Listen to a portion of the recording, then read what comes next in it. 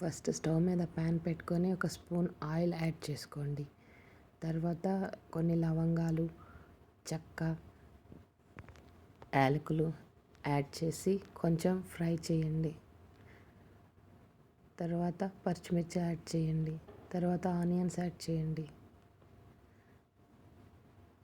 Onion కొద్దిగా fry అయిన తర్వాత సాల్ట్ యాడ్ చేయండి.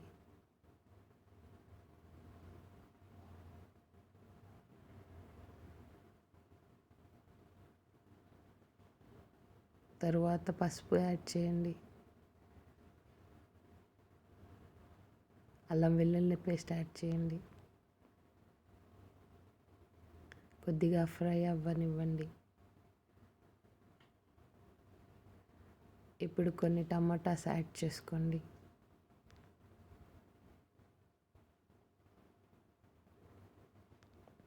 ఫ్రై చేయండి. కొంచెంగా కారం యాడ్ చేసుకొని పచ్చివాసన పోయేంత వరకు ఫ్రై చేయండి. ఇప్పుడు శుభ్రంగా వాష్ చేసి పెట్టుకున్న గోంగూర లీవ్స్ యాడ్ చేయండి.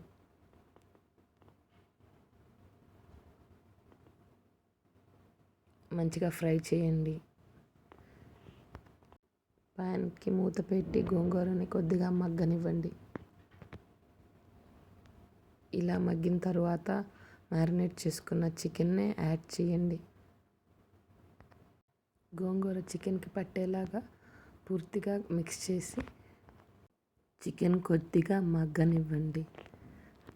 తర్వాత గ్రేవీకి సరిపడా వాటర్ యాడ్ చేసుకోండి. ఒకసారి అన్నీ కలిసేట్లుగా మిక్స్ చేసుకొని ప్యాన్ని క్లోజ్ చేసి మంచిగా ఉడకనివ్వండి.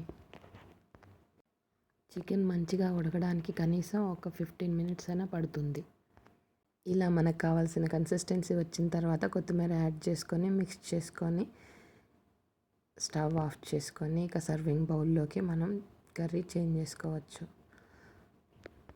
Andhra style gongura chicken ready to eat.